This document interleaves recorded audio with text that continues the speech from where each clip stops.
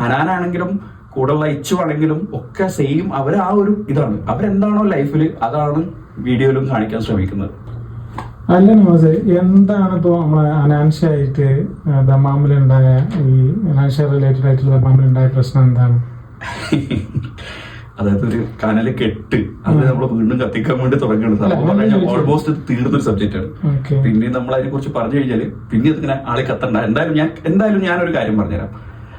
എന്താണ് ഹനാൻഷ എന്നുള്ളത് ഞാൻ കൃത്യമായിട്ട് പറഞ്ഞുതരാം. കാരണം എന്ന് പറഞ്ഞാൽ ഞങ്ങളാണ് സൗദി അറേബ്യയിൽ ആദ്യമായിട്ട് ഹനാൻഷാനെ ഇവിടെ കൊണ്ടുവന്നതും ആ പ്രോഗ്രാം ഏകദേശം ഒരാഴ്ചയോളം പുള്ളിയോടൊപ്പം ഞങ്ങൾ ഉണ്ടായിരുന്നു.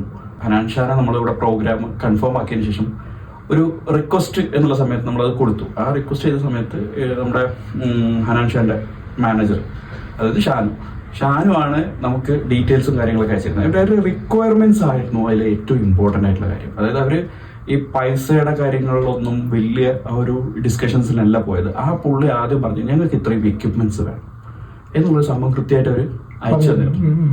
അപ്പോൾ അവര് എക്യുപ്മെന്റ്സ് ആ സത്യത്തിൽ അത്രയും എക്യുപ്മെന്റ്സ് കണ്ടപ്പോൾ ഞാൻ തന്നെ ഞെട്ടിപ്പോയി. ഇത്രയും സാധനങ്ങളൊക്കെ എവിടുന്നാണ് നമ്മൾ ഒപ്പിക്കുക എന്നുള്ളത്. അപ്പൊ നമ്മളിതിന്റെ മ്യൂസിക് അല്ലെങ്കിൽ ഈ സൗണ്ട് സിസ്റ്റം കാര്യങ്ങളൊക്കെ ചെയ്യുന്ന ആൾക്കാർക്ക് അയച്ചു കൊടുത്ത സമയത്ത് തന്നെ അവർ പറഞ്ഞു ഇതൊക്കെ നമുക്ക് അവൈലബിൾ ആയിട്ടുള്ള എക്യുപ്മെന്റ്സ് ആണ്. അപ്പോൾ ഒരു പാട്ടുകാരന് ആവശ്യമായിട്ടുള്ള സാധനങ്ങൾ എന്താണെന്നുള്ളത് ഒരു അത്യാവശ്യം സ്റ്റാൻഡേർഡ് ആയിട്ടുള്ള ഒരു ഇവന്റ് ടീമിനോ അല്ലെങ്കിൽ സ്റ്റാൻഡേർഡ് ആയിട്ടുള്ള ഒരു ഈ മൈക്ക് സിസ്റ്റവും കാര്യങ്ങളൊക്കെ ഉള്ള ആൾക്കാർക്ക് അറിയാൻ പറ്റും എന്താണെന്നുള്ളത്. അപ്പോൾ ഞാൻ അറിഞ്ഞത് ഇപ്പോൾ റീസെന്റ് ആയിട്ട് ഞാനും ആ വീഡിയോകളിലും കണ്ടിട്ടുള്ളൂ.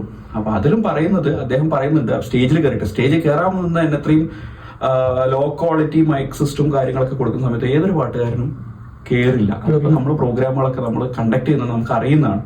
അപ്പോൾ പ്രോഗ്രാമുകൾക്ക് ചെറിയ മൈക്ക് സിസ്റ്റം കാര്യങ്ങളൊക്കെ ആണെങ്കിൽ അത്യാവശ്യം നല്ലൊരു പാട്ടുകാർ കയറാൻ തന്നെ പുള്ളി കാട്ടിയത് ഏറ്റവും വലിയൊരു മര്യാദയാണ് സത്യത്തിൽ.